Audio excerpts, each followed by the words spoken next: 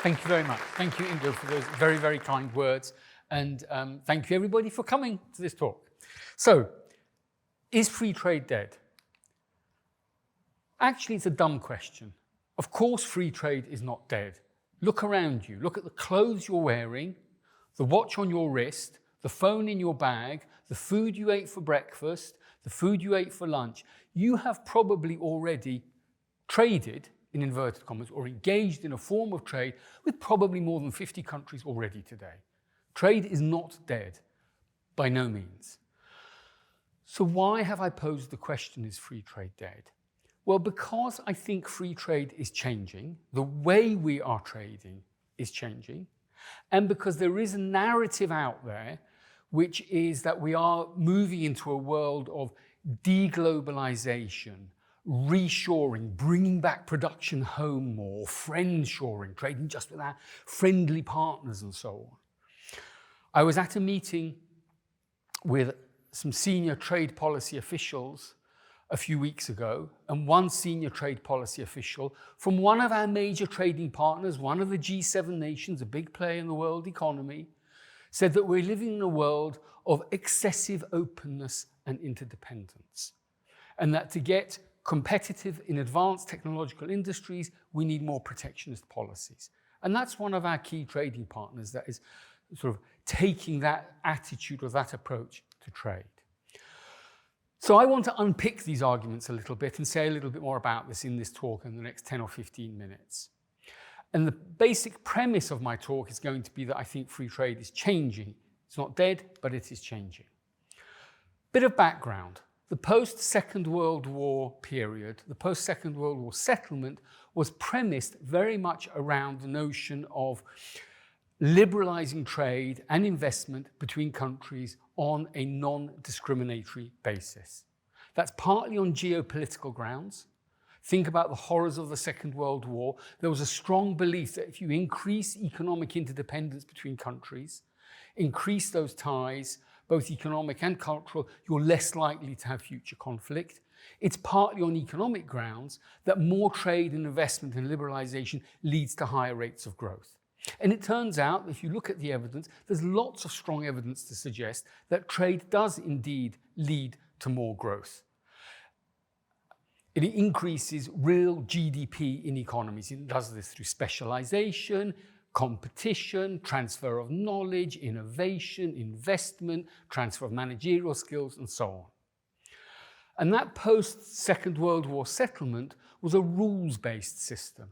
In other words, there's a set of rules that most countries, by far most countries in the world, choose to adhere to. It says, these are the rules under which we will trade with each other, and those are the rules now of the World Trade Organization. And a fundamental feature of that world trade system, that rules-based system, is non-discrimination, that you don't discriminate between countries. So what we have seen over the last 40, 50 years is a very, very big increase in investment and in the importance of trade as a share of GDP. It's what economists call openness. In the last 15, 20 years, we've also seen a big increase in supply chain fragmentation, in offshoring, in complexity of supply chains. That's why I said to you, you've probably already in some sense traded with 50 countries. In part, that's been driven by the policies that countries have introduced.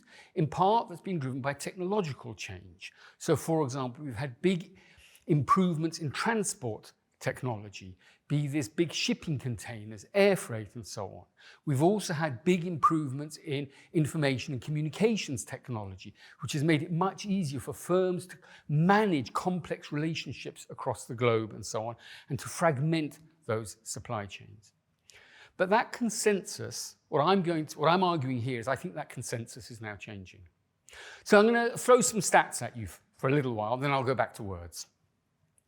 Don't worry about this looks all big and complicated. This essentially gives you American tariffs, taxes on imports, since 1820 over time.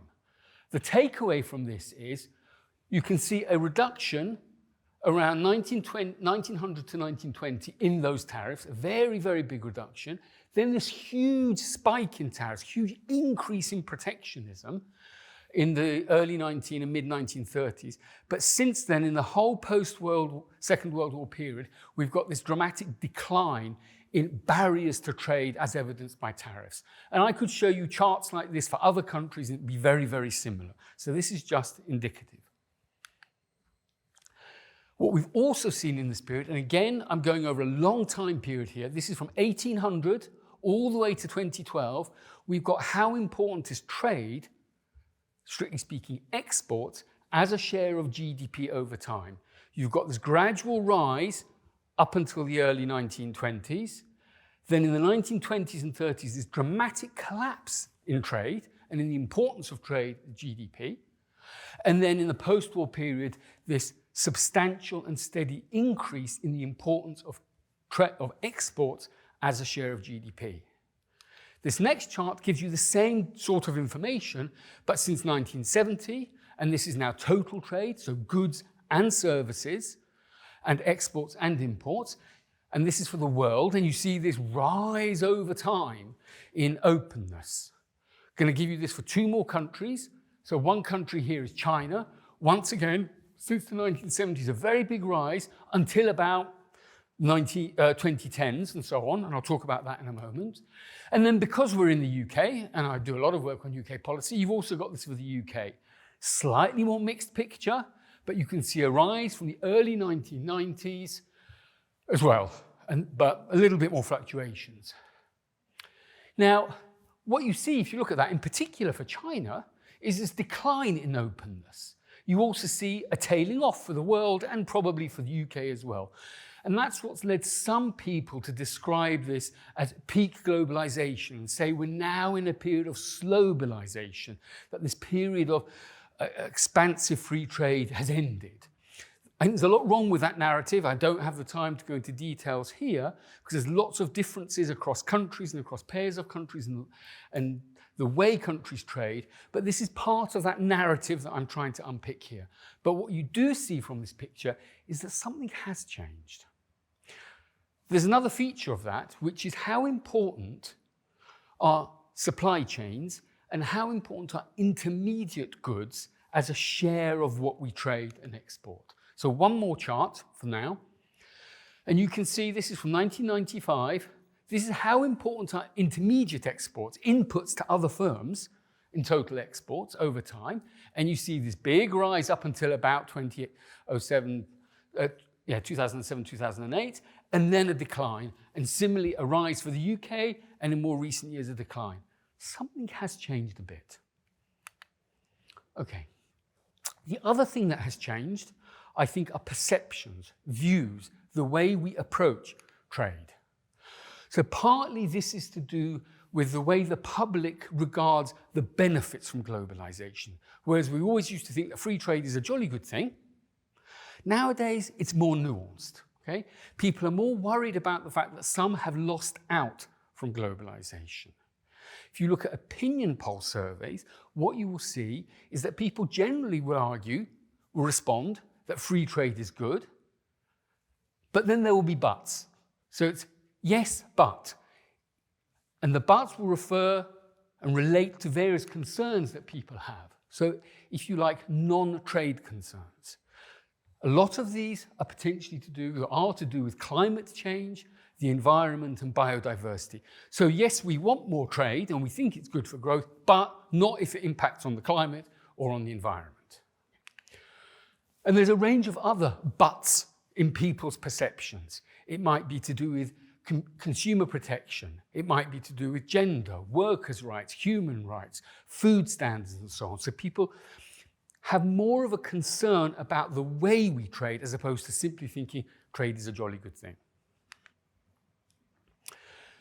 We've also seen ongoing technological change, and in particular, the rise of the digital economy and the importance of digital trade.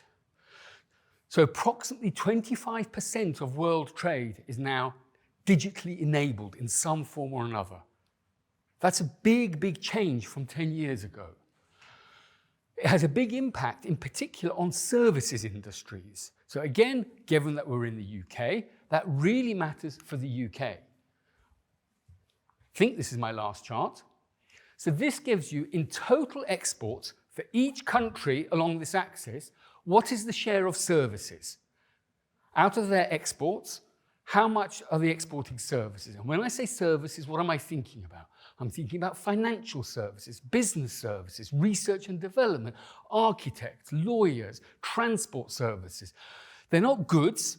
It's not glasses that are being exported. It's a service. Look at the UK here. Other than Israel, the UK is a real outlier. Nearly 50% of what the UK exports is services. Nearly 80% of UK GDP is in services. So services really matter, and therefore this rise of the digital economy is going to matter a lot to the UK. The other change is governmental or national concerns. We've seen rising geopolitical tensions, notably between the US and China, but not just US and China, also EU and China, many other countries, clearly also with the Russian invasion of Ukraine as well. So there's been a rise in geopolitical tensions and rivalries, so concern about national security, and increasingly concerned by governments about economic security. Just last week, the EU published a new paper precisely all about how it's going to approach economic security. And that has meant that governments have become much more interventionist. So that's what I want to move on to now. How is trade policy changing? Governments are becoming much, much more interventionist. They are using industrial policy, starting to use industrial policy in a way that even 5 years ago or 10 years ago would have not been considered as part of the appropriate policy toolkit. Many of these policies are protectionist.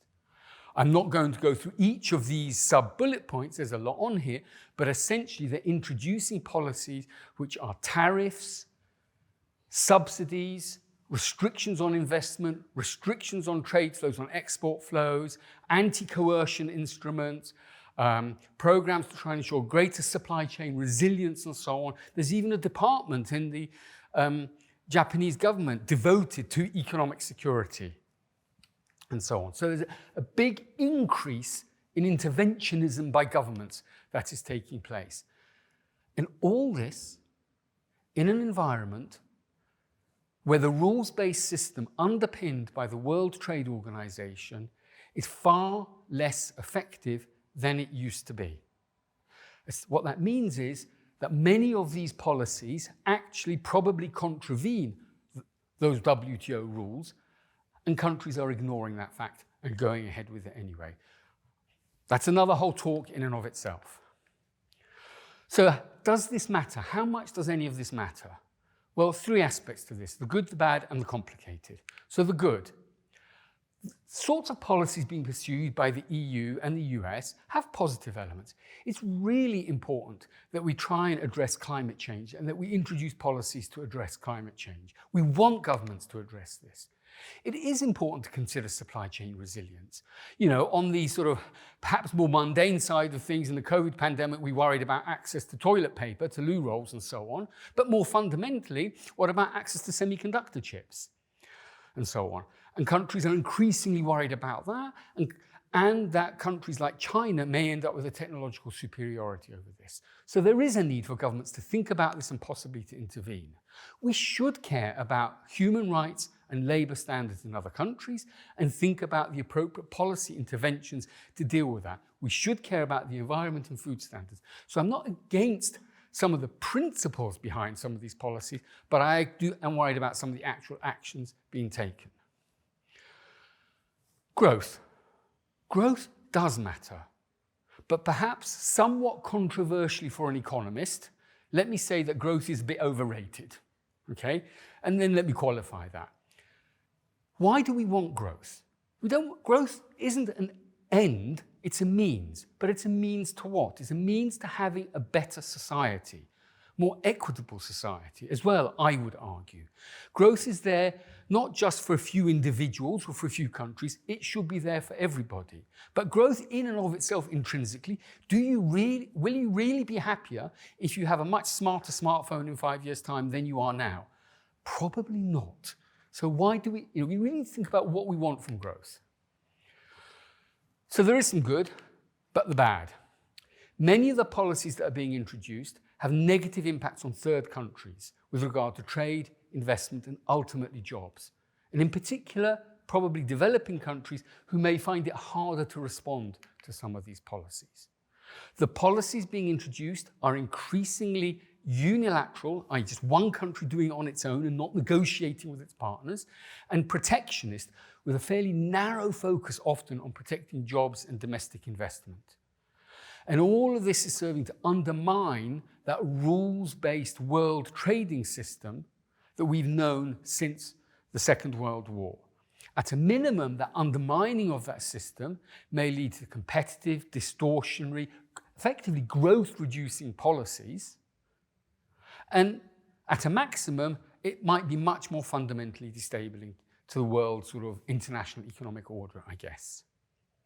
And now the complicated. It's important to recognize, just like growth, trade is not an end in and of itself. Trade is a means to something. And actually, it's probably a means to growth, and growth is a means to something, okay? So that means policymakers need to be clear about what those ends are and think long term. And also, trade policy, actually not just trade policy, all policy involves trade-offs. Governments intervene to make sure the economy grows better, it's more efficient. Governments intervene to try and redistribute. So they care about equity issues and also increasingly about economic security. You can't easily have all three. You do more of one, liberalize trade to be more efficient, you might forego a bit of equity, you might forego a bit of economic security, and you have to balance these things. There are trade-offs, and that's tricky. And trade policy, unlike many other policy instruments, if the government decides to spend a lot more on training doctors in this country, that's by and large a domestic policy action. If the government decides to introduce tariffs or investment restrictions, that directly impacts on other countries. Trade policy by its very nature is to do with relations with other countries. That means it requires cooperation and coordination, which is increasingly harder to achieve. And it also means it overlaps with foreign policy objectives, which just complicates things, which is why this is the complicated. So where are we now? Trade and investment liberalization has led to much more interconnectedness, leading to more peace and prosperity and sharing of values. That's a good thing. But at the same time, I think it's becoming obvious that with more and more interconnectedness, there are actually limits to the sharing of those values. In part, this is because of those spillovers between countries, these knock-on effects. In part, this is because different countries do have sometimes fundamentally different value systems and certainly different political systems. And partly because we have strong nationalist tendencies, both at the sort of macro political level, governments, but also I think at the individual level, something that I sometimes refer to as foreigner bashing. So have we excessively liberalized? If I go back to the very beginning, no, but we do need to consider much more carefully the impact of trade and interconnectedness on people. We do need to be more inclusive. That is really important. We do need to think of trade rules that minimize conflict. And at the moment, I'd say we're not doing a very good job on that. And those trade rules, the world trading system has been multilateral by and large, i.e. all countries agree. We are probably moving into a world which is more plurilateral, groups of countries agreeing on things. We do need smart domestic policy interventions on all those concerns that I raised earlier and not knee-jerk reactions, and we need long-term planning. And all the while remembering that both growth and trade are but a means to an end. They are not an end in themselves. So policymakers need to be clear about what society wants and how to achieve it. Thank you.